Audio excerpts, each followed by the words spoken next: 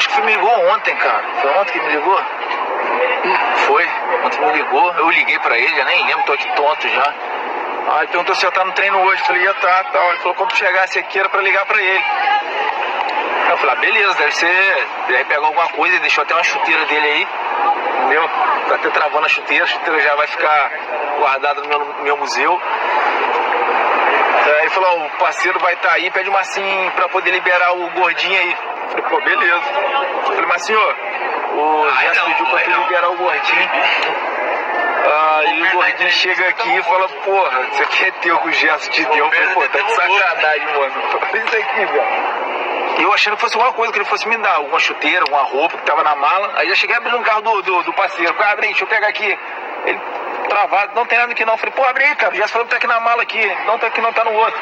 Aí eu fui pro outro, né? Esse aqui, ó. É o meu agora, né, moleque? Agora é nosso. Tá abrindo o carro, nada. Aí, pô, não é mala não, não é chuteira não. Esse é o carro que o Gerson mandou te dar. Eu falei, fala sério, mano. Aí, só alegria, mano. Só agradecer esse cara, entendeu?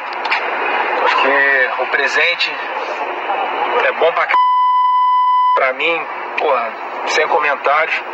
Mas o melhor de tudo é ter convivido com esse cara, velho. Ter convivido com o Gerson. Ter tido a oportunidade de conviver alguns anos com ele. Isso aí é inexplicável o carinho que a gente tem. Não só eu, acho que todo o staff aqui do Flamengo tem esse carinho especial por ele. Meu irmão, a única coisa que eu tenho pra falar pra você é gratidão, obrigado por tudo. E mais uma vez, obrigado pelo presente, cara. Te amo aí, Deus continue te abençoando, cara. Sem palavras pra te agradecer. Tá aqui, ó, Maria Valentina e Lavínia vai andar de carro novo agora, moleque. Acabou o sofrimento, irmão. Beijo, fui!